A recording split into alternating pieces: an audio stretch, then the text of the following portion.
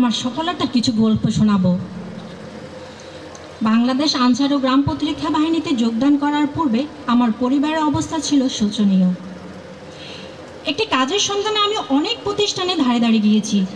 ব্যর্থ হয়ে অবশেষে আমি 2018 সালে বাংলাদেশ আনসার ও গ্রাম প্রতিরক্ষা বাহিনীর সদস্য হিসেবে যোগদান করি।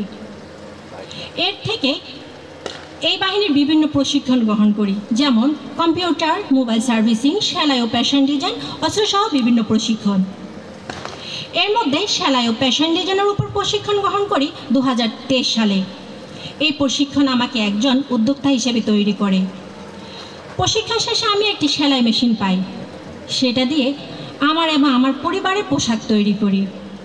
এক পর্যায়ে আমার বাড়ির আশেপাশ থেকে পোশাক সেলাইয়ের কাজ আসতে থাকে। এই সেলাই কাজ করে মোটামুটি একটি আয়ের উৎস খুঁজে পাই। তখন থেকে চিন্তা করি আমি কিভাবে আরও ভালো কিছু করতে পারি। সেই ভাবনা থেকে আমি একটি দোকান দেওয়ার উদ্যোগ নেই।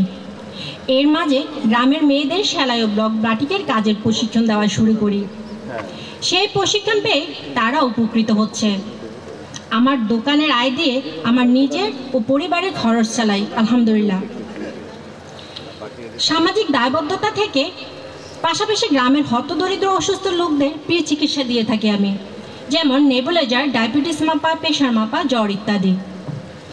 পরিশেষে এই বাহিনীকে ধন্যবাদ ও কৃতজ্ঞতা জানাই আমাকে প্রশিক্ষণ দিয়ে আত্মনির্ভরশীল হওয়ার পথে ভূমিকা রাখার জন্য। বর্তমানে আমার ব্যবসা ও সামাজিক কর্মকাণ্ড পরিচালনা করার জন্য আমি আমার বাহিনী থেকে আরও কিছু সহযোগিতা চাই। স্বাবলম্বী একজন নারী।